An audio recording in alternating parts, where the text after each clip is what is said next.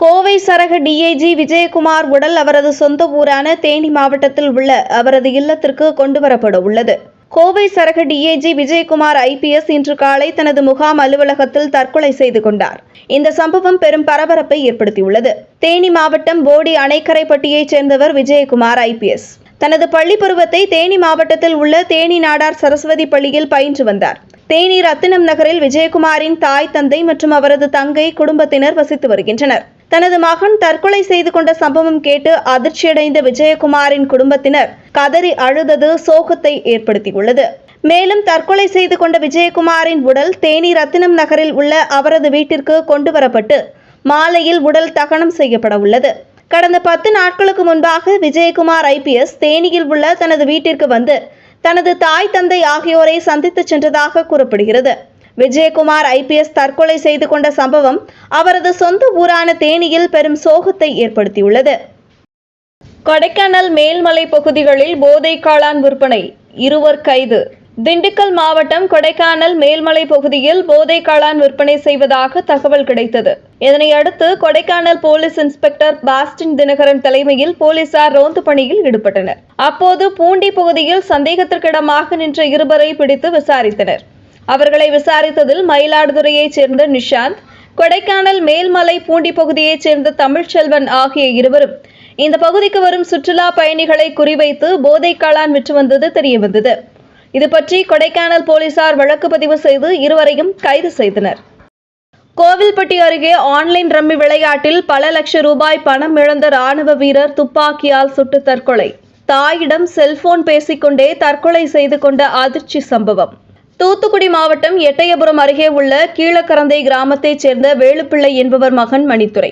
இவர் 2015 முதல் ராணுவத்தில் பணியாற்றி வந்துள்ளார். ஜம்மு காஷ்மீரில் பணியாற்றி வந்த நிலையில் மணித்துரை கடந்த 1ஆம் தேதி பாதுகாப்பு பணியில் இருந்தபோது திடீரென துப்பாக்கியினால் தன்னைத்தானே சுட்டு தற்கொலை செய்து கொண்டதாக கூறப்படுகிறது. தற்கொலை செய்து கொண்ட மணிரத்னத்திற்கு கடந்த 1.5 ஆண்டுகளுக்கு முன்புதான் உதயஸ்ருதி என்பவருடன் திருமணமாகியுள்ளது. இதுகுறித்து ராணுவ அதிகாரிகள் நடத்திய விசாரணையில் ஆன்லைன் ரம்மி விளையாட்டில் அதிக அளவு பணத்தை இழந்த காரணத்தினால் மனமுடைந்து தற்கொலை செய்து கொண்டதாக அதிர்ச்சி தகவல் வெளியாகியுள்ளது. தற்கொலை செய்து கொண்ட ராணுவ வீரர் மணித்துரையின் உடல் அவரது சொந்த ஊருக்கு கொண்டு வரப்பட்டு எரியூட்டப்பட்டது. கொடைக்கானல் ஏரி மேம்பாட்டு பணிகள் தாமதம், சுற்றுலா பயணிகள் அவதி. திண்டுக்கல் மாவட்டம் கொடைக்கானல் இதயம் போன்றது நட்சத்திர ஏரி. இந்த ஏரியை 24 கோடி ரூபாய் செலவில் பல்வேறு மேம்பாட்டு பணிகள் செய்வதற்கு தமிழ்நாடு அரசு நிதி ஒதுக்கீடு செய்துள்ளது. இந்த மேம்பாட்டு பணிகள் மிக தாமதமாக நடைபெற்று வருகிறது. ஆமை வேகத்தில் மேம்பாட்டு பணிகள் நடைபெறுவதால் ஏரி சாலையை சுற்றி வரும் சுற்றுலா பயணிகள் மிகுந்த அவதியடைந்து வருகின்றனர். எனவே கொடைக்கானல் ஏரி மேம்பாட்டு பணிகளை விரைவுபடுத்த பொதுமக்களும் சுற்றுலா பயணிகளும் கோரிக்கை விடுத்துள்ளனர். உயிர் காக்கும் பணியில் ஈடுபடும் தீயணைப்பு வீரர்களுக்கே இந்த நிலைமையா? புதுச்சேரியில் நடந்த அவலம். புதுச்சேரி மாநிலத்தில் தீயணைப்பு வீரர்கள் தங்கியிருக்கும் இடத்தில் மழை நீர் அருவி போல் ஓடுகிறது. புதுச்சேரி கடற்கரை பகுதியில் அமைந்துள்ள தீயணைப்பு வீரர்கள் தங்கும் பகுதியில் நிரந்தர கட்டிடம் இல்லாமல் ஓடு போட்ட பகுதியில் தங்களது பணியினை செய்து வருகின்றனர். இவர்களுக்கு காவல்துறையினருக்கு கொடுக்கின்ற சலுகைகள் வேண்டும் என்று பலமுறை போராட்டத்தில் ஈடுபட்டு வந்த நிலையில் தற்போது தளம் இல்லாத ஓடு போட்ட இடத்தில் பணிபுரிந்து வருகின்றனர். இந்த வீடியோ காட்சி காண்போரை அதிர்ச்சிக்குள்ளாக்கியுள்ளது.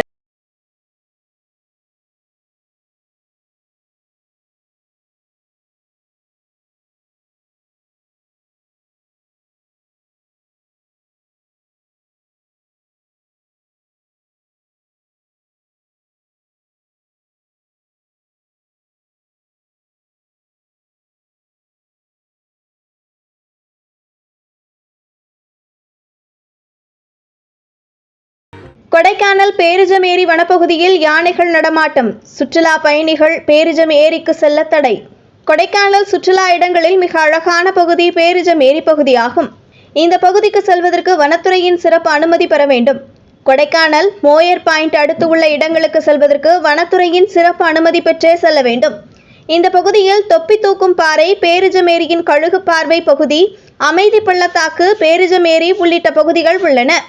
இயற்கை எழில் கொஞ்சம் இந்த பகுதியில் அவ்வப்போது காட்டு யானைகளின் நடமாட்டம் இருந்து வருகிறது.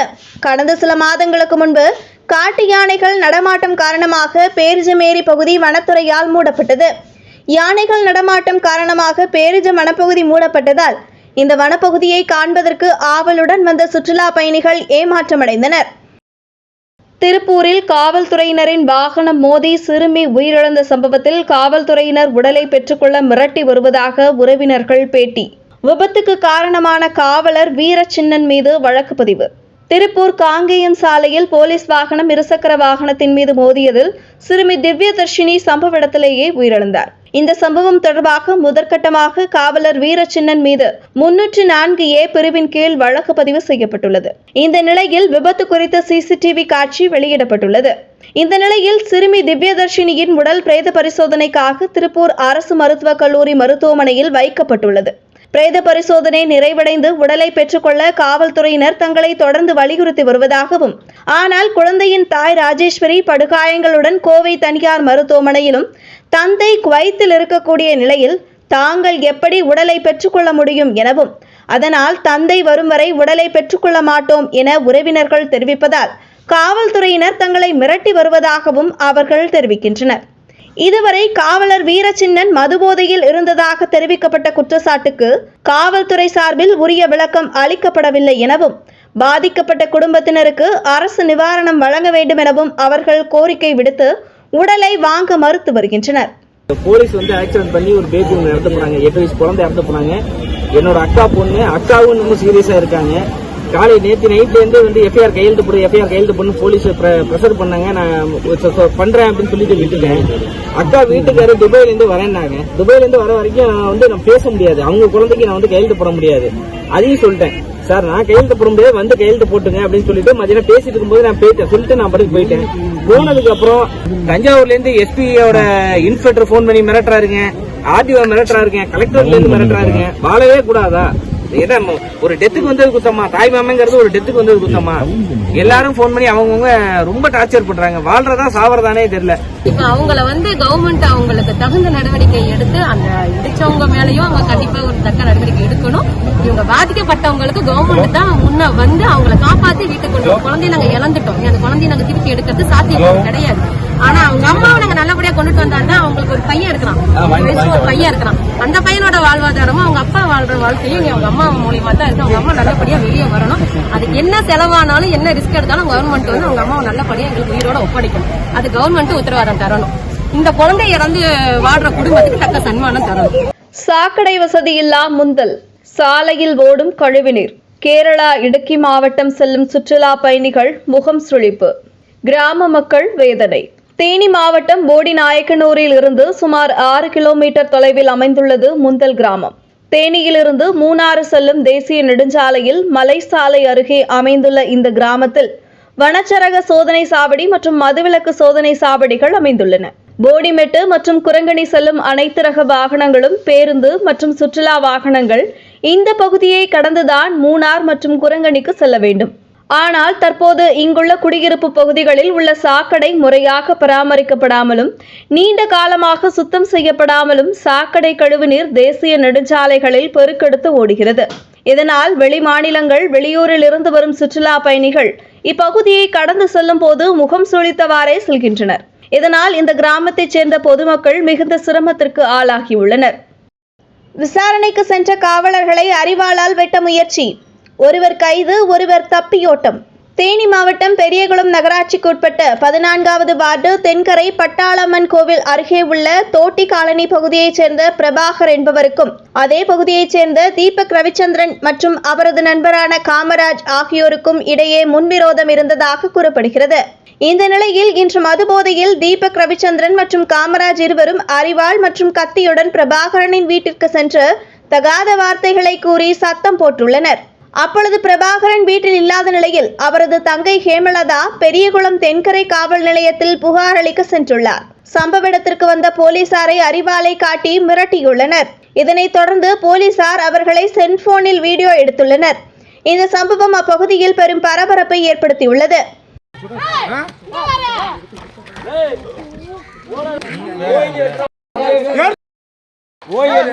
துண்டா பேரு அதான் கணக்கு வழக்கு. ஆளே கிடையாது.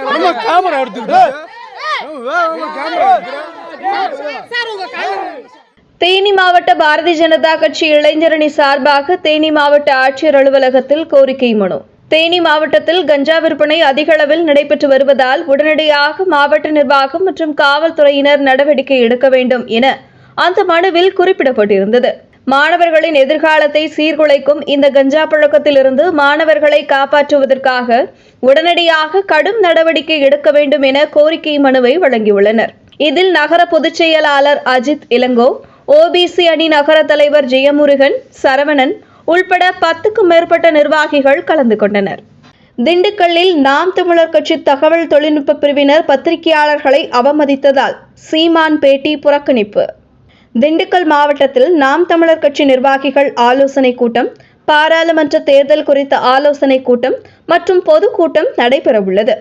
ஆலோசனை கூட்டத்திற்கு நாம் தமிழர் கட்சியின் ஒருங்கிணைப்பாளர் சீமான் சிறப்பு அழைப்பாளராக கலந்து கொள்ள உள்ளதாக கூறப்பட்டது. இதனிடையே நாம் தமிழர் கட்சியின் தகவல் தொழில்நுட்ப பிரிவைச் சேர்ந்தவர்கள் பத்திரிகையாளர் சந்திப்பு கூடத்திற்கு வருகை தந்து அங்கிருந்த பத்திரிகையாளர்களை ஒருமையில் பேசி தகாத வார்த்தைகளால் திட்டி வாக்குவாதத்தில் ஈடுபட்டனர். இதனால் ஆத்திரமடைந்த பத்திரிகையாளர்கள் அங்கிருந்து செய்தியாளர் சந்திப்பை புறக்கணித்து வெளியேறினர். இதனால் அங்கு பெரும் பரபரப்பு ஏற்பட்டது. தேவாரம் ஜமீன் சொத்துக்களின் உண்மையான வாரிசுகள் யார்? போலி ஆவணங்கள் மூலம் ஜமீன் சொத்துக்களை அபகரித்தவர்களிடமிருந்து சொத்துக்களை மீட்டெடுக்க போராடும் வாரிசுகள். தேவாரம் ஜமீன்தாராணி பங்காரம்மாள் அவர்களின் வாரிசுகளால் ஆலோசனை கூட்டம் தேனி மாவட்டம் வீரபாண்டியில் நடைபெற்றது. இந்த கூட்டத்தில் தேனி மாவட்டத்தில் உள்ள ஜமீன்தார்களின் வாரிசுகளும் ராஜகம்பளத்தார் சமுதாயத்தைச் சேர்ந்தவர்களையும் அழைத்து தாங்கள்தான் தேவார ஜமீன் வாரிசுகள் என்றும் அதற்கான சான்றிதழ்களையும் ஜமீன் வரலாறுகளையும் காணொலி காட்சி மூலம் கூட்டத்தில் விளக்கினர். இந்த நிலையில் தாங்கள்தான் தேவார ஜமீன்களின் வாரிசுகள் என்று கூறி சிலர் போலி ஆவணங்கள் மூலம் சொத்தை அபகரிக்க முயற்சி செய்வதாக ஆலோசனை கூட்டத்தில் குற்றச்சாட்டை வைத்தனர். விருதுநகரில் 2 சிறுநீரகமும் இழந்த சிறுவன் தன்னை காப்பாற்றும்படி தமிழக முதல்வருக்கு கோரிக்கை விடுக்கும் வீடியோ சமூக வலைதளங்களில் வேகமாக பரவி வருகிறது.